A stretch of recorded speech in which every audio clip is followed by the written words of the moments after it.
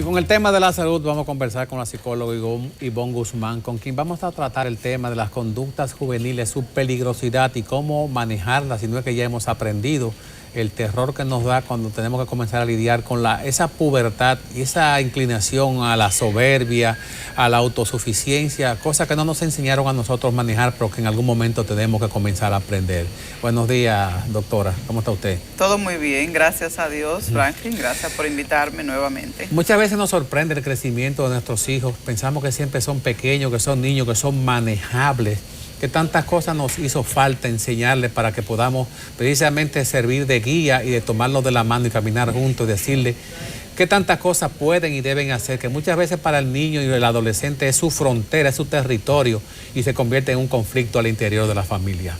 Muy bien, la comunicación aquí es vital, es básico. Así como usted plantea, la familia va pasando por una serie de etapas. Cada etapa trae unas crisis y oportunidades.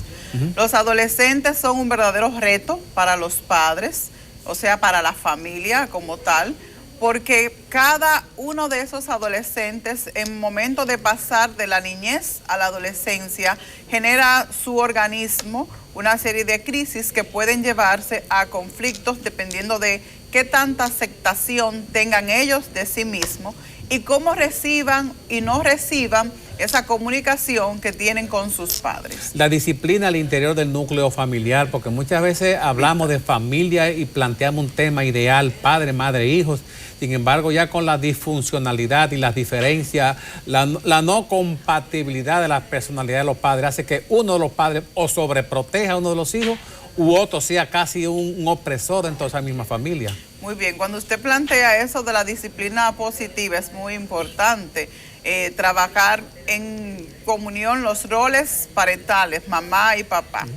Muchas veces esa familia comienza en una lucha de poder donde papá tal vez es el que utiliza mayor autoridad, mayor poder, más represivo, no siempre, no necesariamente, pero es el corte tradicional que tiene nuestro sistema, nuestra cultura. Y mamá tiende a ser un poco más flexible y en esa flexibilidad el permitir que viva su etapa sin un acompañamiento genera una crisis en el adolescente. El ser humano en la infancia, en la adolescencia, en la adultez, tiene núcleos que interactúan y van dando enseñanza. ¿Hasta dónde comienza la familia o el padre o la madre a darse cuenta de que el niño está siendo contaminado con comportamientos que no corresponden a lo que ha visto hacia adentro? Qué bueno que podemos hablar de esto. Los cambios de conducta, el aislamiento. Los padres deben poner mucha atención cuando sus hijos entran en la adolescencia y comienzan a buscar esa autonomía, entre comillas, se encierran en la habitación con un celular o con una computadora. Y la madre dice, yo estoy tranquila porque mi hijo no sale de la casa.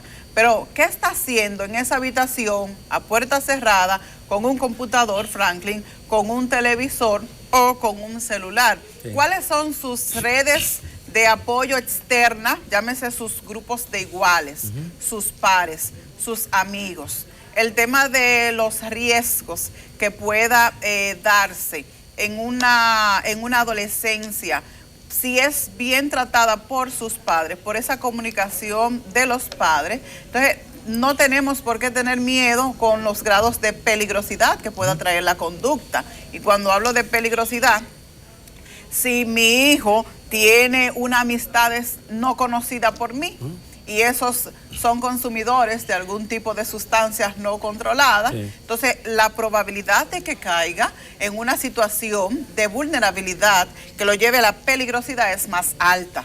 Pero ¿qué sucede?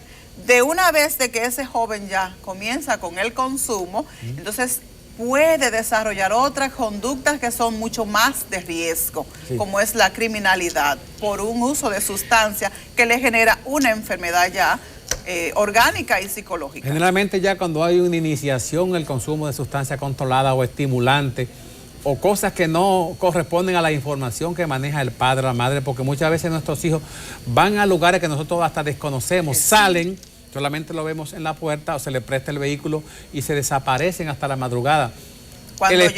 Cuando llegan. Entonces, ¿hasta dónde estamos en el deber y la obligación de estar enterados? ¿Cómo ganarnos la confianza de que nuestros hijos nos digan dónde fueron, con quién estuvieron. Esa excusa de que le cogió la hora de la fiesta y amanece en un domicilio diferente, ¿hasta dónde tiene que ser tolerada? Y cuando sucede la primera vez, ¿qué hacer?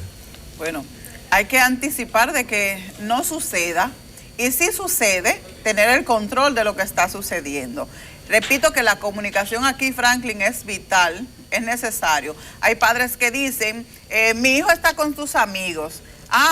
¿Y a qué hora tiene que llegar? A las 10 de la noche. Pero ¿tú sabes cuáles son sus amigos? No los del colegio, pero los nombres de esos amigos. No, yo no lo sé. O sea, no saben el teléfono, no saben la dirección. Ni hijos de quiénes son. Ni saben de quiénes son hijos. Esos puntos es necesario de que los padres lo tomen en cuenta. Yo tengo que saber cuáles son los amigos de mi hijo. Y cuando hay sospecha de que el hijo está utilizando algún tipo de estimulante, sustancia, ¿qué derecho tiene el padre y hasta cuándo y dónde de hacer una experticia clínica o de un tratamiento psicológico que si ya no quiere el hijo comunicarse con el padre y decirle con la sinceridad, se delegue a una tercera persona que forme parte de la solución? Es que los hijos son responsabilidades de sus padres. Y usted comenzó con una entrada, ¿hasta cuándo dejamos de ver a nuestros hijos como niños o como adolescentes? O sea, la responsabilidad de los padres siempre va a estar. Un padre que sospeche de que su hijo, que su hija, porque estamos hablando de los varones, pero también puede darse en el caso de las niñas y de las adolescentes.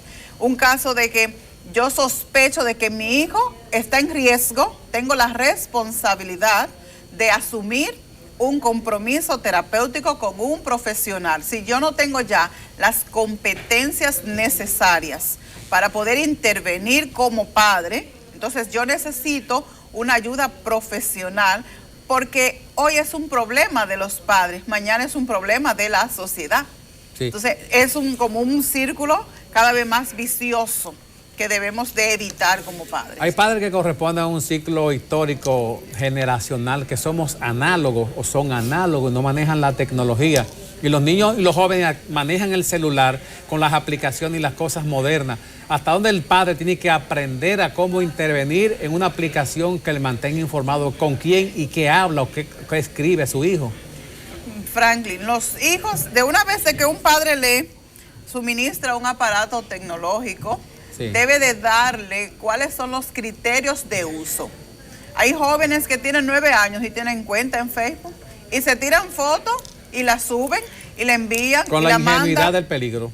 Y no miran, no observan, no perciben el peligro que esto genera. Inclusive, nos vamos más lejos, tienen entonces en su celular la aplicación de que identifican dónde están. O sea que cualquier persona que observe la foto de la niña, del niño, del adolescente o del adolescente, automáticamente puede caer en ese lugar detrás de ese joven. Antes se utilizaba de que los padres asistían a los colegios a buscar las notas, o iba un profesor del colegio a la casa y se le sentaba en la sala. Sí. Esa relación, escolaridad, familia, rendimiento, ¿cómo podemos manejarla los adultos? Franklin, uno de los grandes retos que tiene la escuela de República Dominicana es la integración de los padres.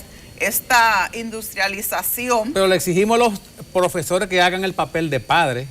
Y cuidado con esas intervenciones, porque castramos a ese docente y lo invalidamos a ese docente. Pero el reto mayor que tiene la escuela es esa integración de los padres a la escuela, asociación de padres, amigos de la escuela. Las notas, como usted bien plantea, se entregan por la ley, como protegen, que algunos padres no pagan, y por eso no le entregan la nota a los niños, sino a los padres. Pero uno de esos grandes retos es que si van a dar una charla de educación sexual y la pautan fuera de la fecha de entrega de nota, los padres tienden una asistencia muy baja. O sea que es un reto vital. Los padres tienen que integrarse, pero no para perseguir a los docentes ni para perseguir a sus hijos, sino para crear una comunicación que sea más efectiva y obtener un resultado más positivo. Y después se sorprenden cuando encuentran el set de pastillas del anticonceptivo, encuentran el preservativo en el bolsillo del pantalón. Y quieren muchos, Franklin, de que sea la escuela la que asuma la responsabilidad sexual. Bien, hay una responsabilidad que cada docente debe de tener de autocuidado, pero los padres deben de brindar esa comunicación y ese cuidado que tiene que tener la niña como el niño, y así se pueden reducir entonces eventos de riesgo y de peligrosidad en las conductas juveniles. Doctora Guzmán, vamos a dejar algo para la próxima semana, para la otra conversación, y vamos a hablar ya de las muchachas y los muchachos cuando se ausentan del hogar, deciden vivir independiente, pero dependiendo de la familia paterna o materna o de alguien que sustente esos gastos. Nos veremos. Pase buenos días. Gracias. ¿Dónde hacemos comunicación con usted, doctora? En el Centro Profesional Psicólogos Unidos, el teléfono es 809-688-5292. De acuerdo, pase buen día. Gracias. Continuamos con Enfoque Matinal.